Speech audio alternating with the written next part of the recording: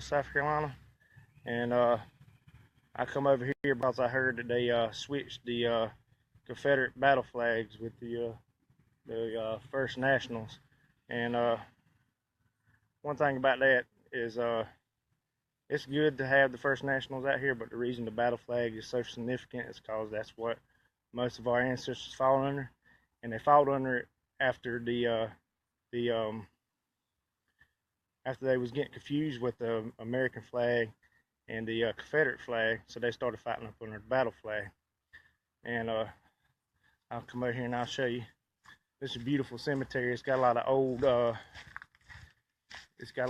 graves here from the Revolutionary War here also. But if you'll look out here, I'll take you up some of these graves here where they switched the Confederate flags with the First Nationals. And there's somebody from the Chesterfield secessionist group told me about this, and they told me they was doing this because St. David's Church asked them to do it. I was just out here probably about a month ago when they had these Confederate flags. Looked like they done took them up off of these graves and put the First Nationals on there. Like I said, it's respectful and everything, but the battle flag shouldn't have never been took up. These guys fought up under the Confederate flag. Also, here buried in this cemetery, you have a lot of the first signers of the secession in Chesterfield County. A lot of people don't know, but Chesterfield County was the first county to secede from the Union, and it seceded November 19th, 1860. And tomorrow I'll do a live feed from Chesterfield Courthouse also, where they have the stone there. In this particular graveyard at St. David's, they have the first ever Confederate monument put up anywhere in the South. And it's a beautiful monument. And it was put up in 1866. And I'll come over here and we'll be right over here at it in just a second. I only got one battle flag today, but I'm gonna order me some battle flags and I'm gonna put them out here. And I want to ask that anybody in the SEV, a secessionist group out of Chesterfield, are you man enough to come take these battle flags off of these graves, since I'm gonna put these battle flags on here? I know y'all probably take it up, but I'm gonna put it out there anyway. This is ridiculous. Y'all took the battle flag. What y'all gonna do? Put the American flag up there next? But this battle flag is going on this monument over here. I ain't got enough to go on some of these other graves out here, but I'm gonna bring some more. Like I said, I'm gonna order a bunch of them. But here's the first ever monument that was ever risen in the South.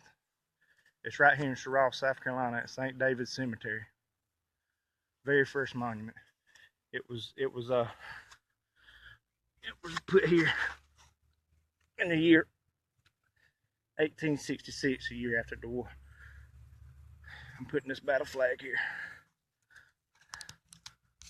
There's a battle flag right there, right in between the two First Nationals. I'm gonna come back out here tomorrow and see if it's still here. Let's see if they take it. They said they've been having problems with people taking the Southern Crosses out here up. And I'm just wondering if it's the same people that put these First Nationals here, because they come out here and took all the Confederate flags off and put these First Nationals here. It was risen in 1867, excuse me, 1867, not 1866. But to be able to raise this monument within a couple years after the war, you just imagine they lost everything they had. Here in particular in Sherrall, South Carolina, Sherman was supposed to go to Charleston, but he turned his troops around because Sherrall, South Carolina actually had a lot of the Confederate gold and a lot of Confederate valuables here, and a lot of people don't know that. But they come through here and pillaged through Sherrall and never could find the Confederate gold. But it's still somewhere here in Sherrall. But this is the very first ever monument Confederate monument risen in the South. you just think 2 years after the war they erected this. You just think about all they lost in the war and all they had to do to get these monuments up. Hear people say there's thousands of monuments up for question and stuff. What's the reason? Ask yourself, what's the reason why people would put thousands of monuments up? It ain't because of supremacy. It's because they lost so much in the war. They lost so much in the war, in the battle between the states. I mean, you have 50,000 civilians die in the war between the states. You had 22,000 soldiers die in South Carolina. You had altogether 1.5 million casualties in the war between the states. Don't you think they deserved monuments? It's pitiful they took these Confederate battle flags off these graves. I got this one up. I got this one up right here. Let's see how long that stays up. Let's see how long that one stays up. If anybody knows anybody from secessionist camp, and if they got any problems, just tell them to contact me. Just tell them to contact me because I put the battle flag up there. I want y'all to take a good look at this monument here. It says, to the memory of our historic dead who fell at Cheraw during the war 1861-1865, Day of Vendas. It says erected by Ladies Memorial Association. This is love and honor through unknown hope. And it says it was erected July 26, 1867. This side right here says, stranger, bold champions of the South revere and view these tombs with love. Brave heroes slumber here.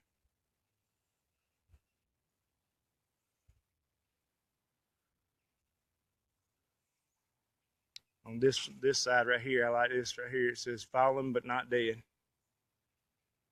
They have crossed over the river and through, and they rest in the shade of the trees.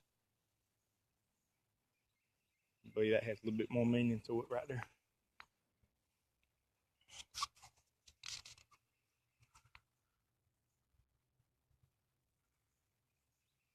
I believe that says JH.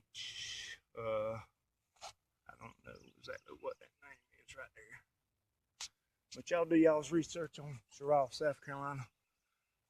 Like I said, this is the first ever Confederate monument ever risen in the South. Anywhere. As a matter of fact, tomorrow I'll be taking a tour up there to Chesterfield with y'all on live feed and show you the secessionist monument, the first secessionist monument. But now they've always had a Bonnie Blue star there, flags there, and I think that's pretty much respectful for that because that's the first ever secessionist. So I don't see nothing wrong with the Bonnie Blue Lone Star there, because that's actually honored in the place where the first secessionist meeting happened, is in Chesterfield. But this monument here is honoring the Confederate dead that fought up under the battle flag. Actually, they did fight under both of those flags, but like I said earlier, they've always had battle flags out here, and they know the reason why they didn't fight under the First National. It's because it was getting confused with the American flag. Nothing wrong with it, but you know they're trying to be politically correct now. So if y'all want to fight, you got to stand up and fight. Don't try to be politically correct. Y'all done been politically correct enough. It's time to get past that point. They don't care. They don't care. They're gonna be offended by this flag before long. I mean, just be respectful for our dead. That's all I ask.